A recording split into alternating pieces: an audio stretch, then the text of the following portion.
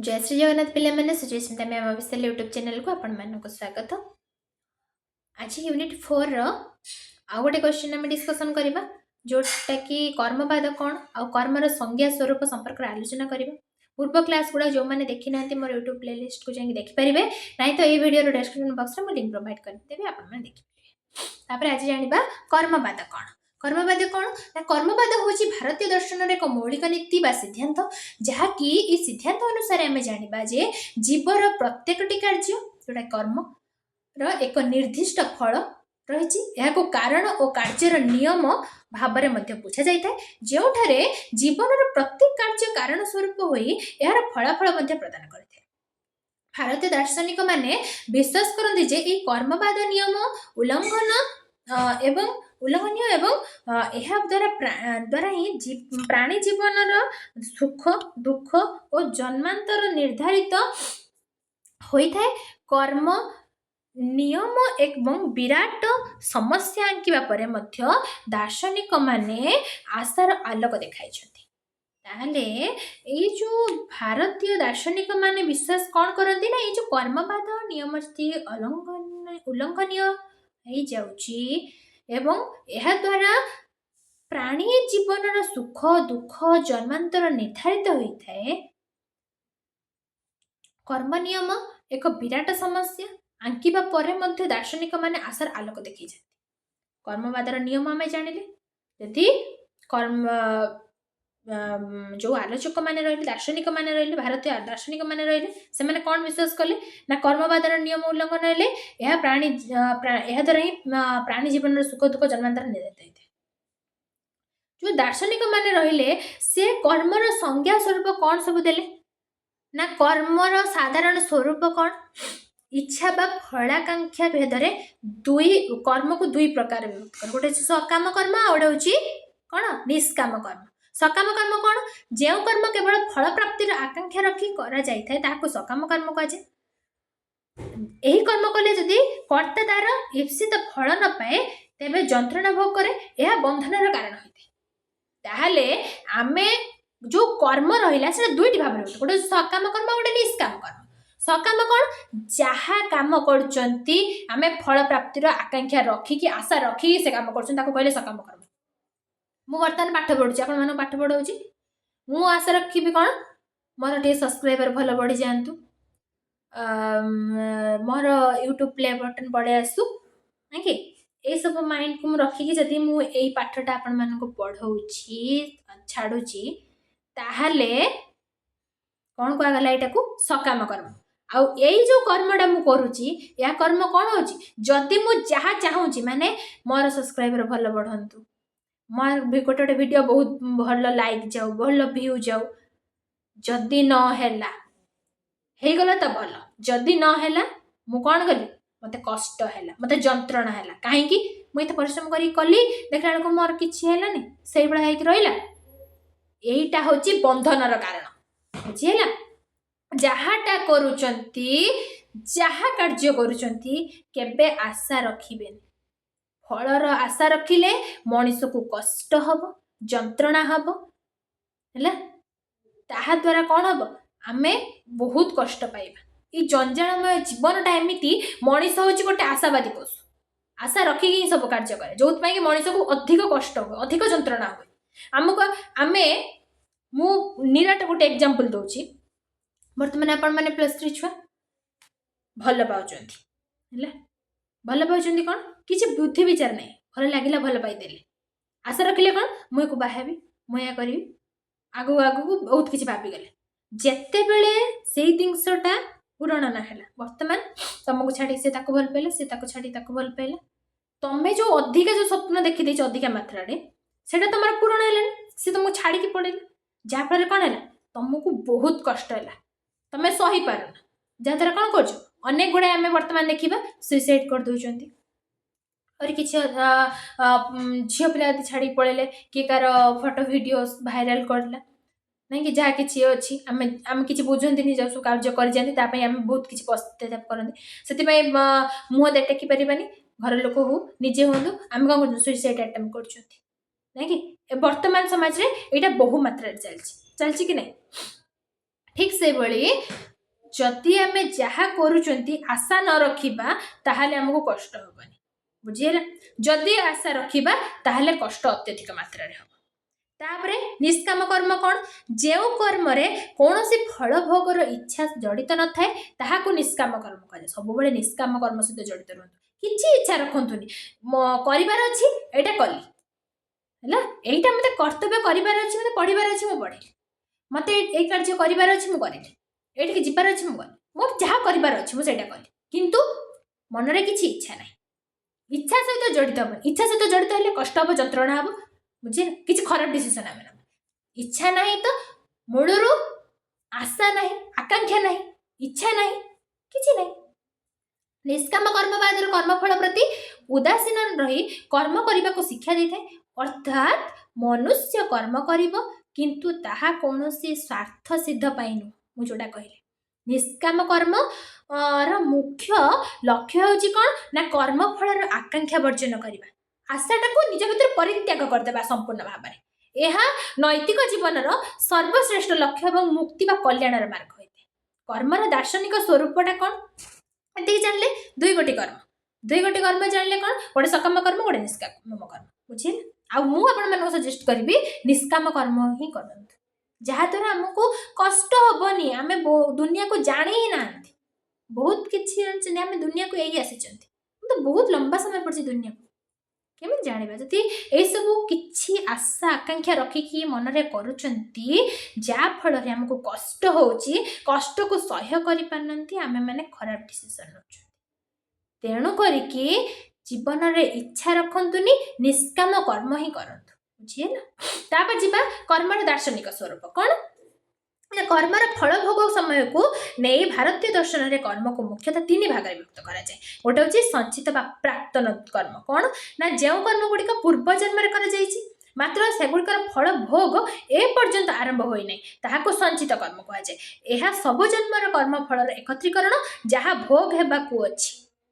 बुझेला संचित बा प्राक्तन कर्म कौन पूर्व जन्म रे जहाँ कर आम कहते पूर्व जन्म कर्म कौन जन्म भोग करने पड़ो करने पड़ो प्रत्येक जन्मर जो कर्म गुड़ाक रही जाइए आम एपर्यंत भोग करना आरंभ होनी संचित होकर रही संचित कर्म कहुए प्राक्तन कर्म कह जोटा कि सबु जन्मर कर्मफल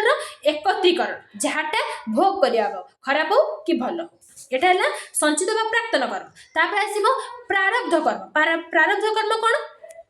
जो धर्म कर्मटा फल भोग वर्तमान जीवन में आरंभ हो जाइए प्रारब्ध कर्म कह जाए प्रारब्ध कर्मर फल भोग ही जीव यही शरीर धारण करें जीवन सुख दुख स्वास्थ्य इत्यादि यही कर्मफल उपर निर्भर करते प्रारब्ध कर्म कौन ना जोटा कि वर्तमान जीवन में पूर्व कर्मफलटा आरंभ हो जाइए मनीष ए प्रारब्ध कर्म फल भोग करने ही जन्म गोटे जीव शरीर धारण कर सुख हो दुख हो स्वास्थ्य हो प्रत्येक जहाँ कर्म कर कर्म फल भोग करने जन्म ही गोटे जीवन धारण कर शरीर धारण कर कहले प्रारब्ध कर्म तापर आसला क्रियमाण कर्म जीव यही वर्तमान जीवन में जो कर्म करिथाए क्रियमाण कर्म कह जाए जोटा कि यही कर्मर फलाफल वर्तमान जीवन किंबा आगामी जन्म में भोग करने पड़ी था यही कर्म मनुष्यर स्वाधीनता रही जहाँ भविष्य संचित और प्रारब्ध कर्म को प्रभावित करें सारांश कर्मवाद होची सृष्टिर एक शाश्वत नियम जहाँटा प्रत्येक जीव को निज कर्मर फल अनुजाई फल भोग करने को बाध्य करें तेरे निष्काम कर्म माध्यम यही बंधन मुक्ति लाभ कर मार्ग भारतीय दर्शन में प्रदान कर कर्मवादर आम सारमर्म कौन बुझिले ना एक शाश्वत नियम जोटा कि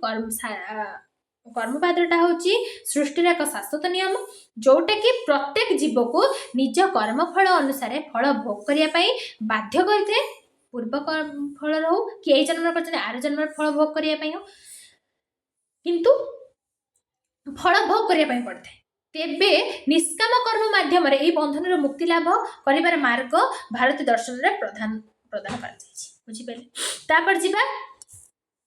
नेक्स्ट क्वेश्चन को जोटा कि मीमांसा और सांख्य मत दर्शन संपर्क में विचार कर। मीमांसा कौन ना मीमांसा और सांख्य दर्शन भारतीय षड दर्शन दुईटी मुख्य शाखा, जोटा कि यही दुई दर्शन मौलिक सिद्धांत और विचारधारा निम्न में विस्तृत भाव में आलोचना करागला। जोटा कि सांख्य दर्शन कौन, सांख्य दर्शन हूँ भारतीय दर्शन सम्बन्ध सबुठ प्राचीनतम दर्शन। यार प्रतिष्ठाता होती महर्षि कपिल। यह एक दैत्यमूलक दर्शन जहाँ जगतर सृष्टि और स्थिति को दुईटी मौलिक तत्व उपर आधारित करते। ताहले सांख्य दर्शन कौन, भारतीय दर्शन सबुठार प्राचीनतम दर्शन जार प्रतिष्ठाता होती किए महर्षि कपिल। आउ एटा हूँ गोटे दैत्यमूलक दर्शन जहाँटा जगतर सृष्टि और स्थिति को दुई गोटी मौलिक तत्व उपर आधार करछि। कौन ना गोटे हूँ जो मूल तत्व कौन, सांख्य दर्शन दुईटी प्रधान तत्व अच्छी, गोटे पुरुष आउटे हूँ प्रकृति। पुरुष कौन, यह हूँ चेतन स्वरूप अर्थात आत्मा। पुरुष अविनाशी अपरिवर्तनीय एवं कौन सी तत्व को निर्मित नुहे, पुरुष केवल द्रष्टा बा साक्षी भाव में रही है। द्वितीय हूँ प्रकृति, यह हूँ जड़ बा निष्क्रिय तत्व, सृष्टिर परिवर्तन कारण हेउछि प्रकृति। प्रकृति तीनोटी गुणर समन्वय गठित, सत्व रज एवं तम। बुझीला तापर उभय पुरुष और प्रकृति सृष्टि आरंभ ही विद्यमान, पुरुष और प्रकृतिर संयोग ही जगतटा सृष्टि होता है। तत्व सृष्टि और सृष्टि कर्मटा कौन ना सांख्य दर्शन 25 गोटी तत्व उपर विचार करा जायछि। एही तत्व संबंध रे सम्यक ज्ञान लाभ कले जीवन मुक्ति होता है। ये जो सांख्य दर्शन रे 25 गोटी तत्व उपर विचार करा जायछि, जो तत्वटा को आम संबंध रे हम यदि किछि मात्रा रे ज्ञान आहरण करिबा ताहाले आम जीवनटा मुक्ति हे जिवो। जोटा कि पुरुष गोटी मात्र तत्व, तापर हूँ प्रकृति 24 गोटी तत्व, जोटा कि 8 विभाग 16 विकृति। 8 विभाग प्राथमिक तत्व हूँ मूल प्रकृति, महतत्व अहंकार एवं 5 तन्मांत्र, जोटा कि शब्द रस गंध रूप स्पर्श। 16 विकृति जोटा कि गौण तत्व, 5 स्थूलभूत जोटा कि आकाश वायु अग्नि जल पृथ्वी, 5 इंद्रिय 5 कर्मेन्द्रिय। आउ रहा मोक्ष बा कैवल्य, सांख्य दर्शन अनुसार मुक्ति को कैवल्य बोली कहा जाए। कैवल्य हूँ त्रिविध दुख, जोटा कि आध्यात्मिक आधिदैविक आउ आधि भौतिक रु चिरदिन संपूर्ण भाव में मुक्ति हवा। यही दर्शन जीवन मुक्ति एवं विदेह मुक्ति उभय विश्वास करते। अर्थ जीवन मुक्ति माने देह धारण करथिया बेले मुक्ति, आउ विदेह मुक्ति होची मृत्यु पर जोटा मुक्ति करछन्ती। दर्शनटा ए दुईटी ऊपर विश्वास करता है। मुक्तिर अर्थ कौन ना कौन सी आनंद बा सुख लाभ नुहे, कारण सुख और दुख परस्पर सापेक्ष अविच्छेद्य, तेणु मुक्ति केवल दुखर मुक्ति। बुझेला तापर आसिला मीमांसा दर्शन। मीमांसा दर्शन कौन ना मीमांसा शब्दर अर्थ हेउची विचार बा विश्लेषण। मीमांसा दर्शन मुख्यतः वेदर कर्मकांड अंशर विचार और विश्लेषण उपर आधारित। प्रकार भेद जोटा कि मीमांसा दर्शन मुख्यतः दुई गोटी भाव में विभक्त कराई, गोटे पूर्व मीमांसा और उत्तर मीमांसा बा वेदांत मीमांसा बा दर्शन। पूर्व मीमांसा कौन, यह प्रतिष्ठाता होची महर्षि जैमिनी। यह मुख्यतः वेदर कर्मकांड उपर गुरुत्व देता है। और उत्तर मीमांसा बा वेदांत दर्शन कौन, यह वेदर ज्ञान कांड उपर आधारित। तापर आसला मौलिक सिद्धांत। पूर्व मीमांसा निम्नलिखित विचारधारा उपर प्रतिष्ठित, जोटा कि धर्म और कर्म उपर गुरुत्व दिए। जोटा ये जो दर्शन अनुसार वेदर वर्णित नित्य नैमित्तिक एवं काम्य कर्म बा यज्ञादि करबा ही मनुष्यर प्रधान कर्तव्य और धर्म अटे। तापर आसिला वेदर नित्यता बा प्रमाणिकता, जोटा कि मीमांसा वेद को सर्वोच्च और नित्य जोटा कि अपौरुषेय बोली ग्रहण करे। यही दर्शन वेदर वाक्य को अन्य कौनसी प्रमाणर आवश्यकता बिना स्वतः सिद्ध बोली विचार करते।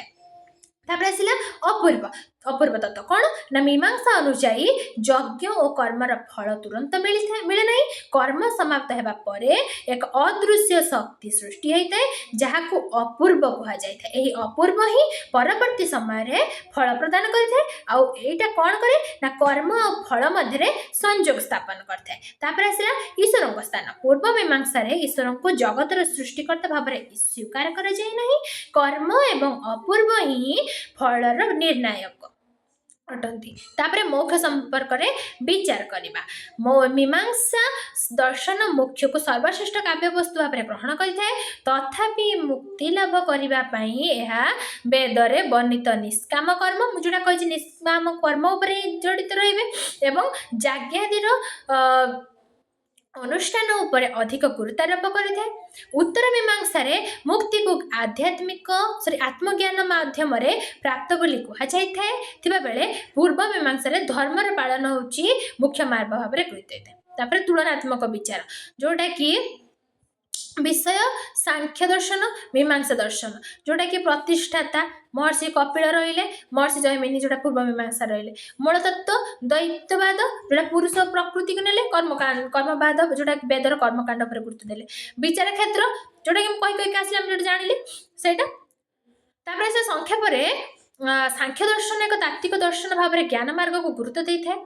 जगतर स्वरूप वर्णना करे किंतु मीमांसा दर्शन एक कर्मकांड भित्तिक दर्शन भाव में वेद निर्देशित धर्म और कर्म को पालन को जीवनर मूल लक्ष्य भाव में ग्रहण करते बुझिपारे या संक्षेप में कहले कौन ना सांख्य दर्शन होची एक तात्विक दर्शन भाव में ज्ञान मार्ग को गुरुत्व देता है जोटा कि जगतर स्वरूप वर्णना करे करने सहित करे किंतु मीमांसा दर्शन और कर्मकांड भित्तिक दर्शन भाव में वेद निर्देशित धर्म और कर्म को पालन करें जोटा कि जीवनर मूल लक्ष्य भाव में एक ग्रहण करते बुझिपारे ये जदि मो भिडियोटी आपको भल लगी है लाइक करेंगे शेयर करेंगे आउ सब्सक्राइब करने को बिल्कुल भूलें ना जय श्री जगन्नाथ।